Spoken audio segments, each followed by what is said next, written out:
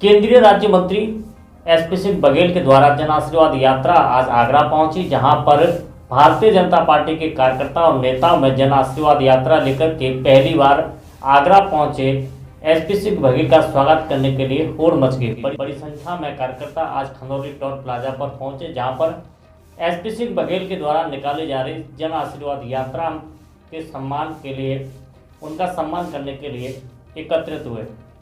बड़ी संख्या में कार्यकर्ताओं ने एसपी सिंह बघेल का स्वागत किया, जहां किसी ने स्वाप बांध करके सम्मान किया तो किसी ने माल्यार्पण करके स्वागत किया।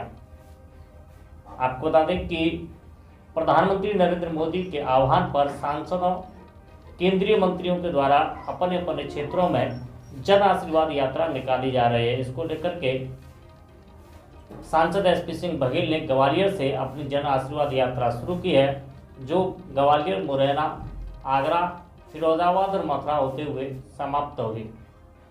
इसी के तहत आज एसपी सिंह बघेल आगरा पहुंचे और वहां पर कार्यकर्ताओं ने उनका जोशीला स्वागत किया। जब भी किसी देश के प्रधानमंत्री ने मंत्रिमंडल का विस्तार किया है तो लोकसभा और राज्यसभा के पहले दिन माननीय प्रधानमंत्री अपने मंत्रिपरिषद के लोगों का देश के सामने परिचय कराते हैं।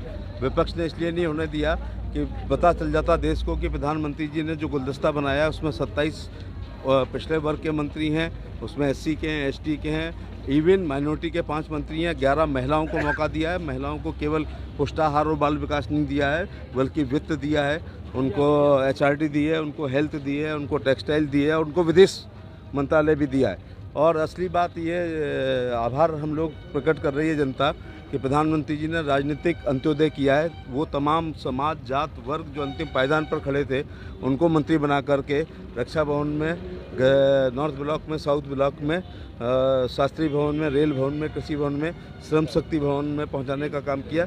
ये उसी का जनता आशीर्वाद माननीय प्रधानमंत्री को दे रही है। अच्छा, पीताम्बरा पीठ से शुरुआत की आपने और ये पूरा आप तमाम जिलों में जाएंगे।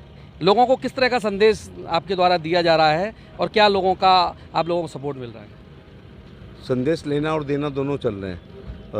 आपने देखा होगा कि कटपुरी की उस सभा में मैंने केंद्र सरकार की योजनाओं का विस्तार से वर्णन किया। लाभार्थी पात्र संख्या ज़्यादा है, पात्रतों की संख्या ज़्यादा है, लेकिन लाभार्थियों की संख्या कम है, लोगों को जानकारी नहीं है। तो मैंने विस्तार से गरीब कल्याणकारी योजनाओं का वर्णन किया है और जो हमें दरखास्तें मिलती हैं, साथ में अधिकारी साथ में चलते हैं, उनको उसके निराकरण के लिए भी कहा जाता है।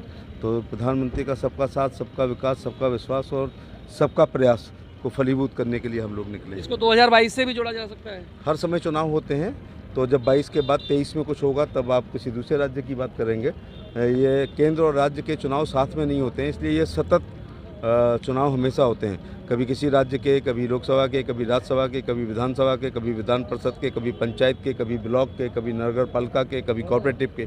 चुनाव तो डेमोक्रेसी में होंगे ही, लेकिन इसका उद्देश्य चुनाव नहीं है, बल्कि सीधे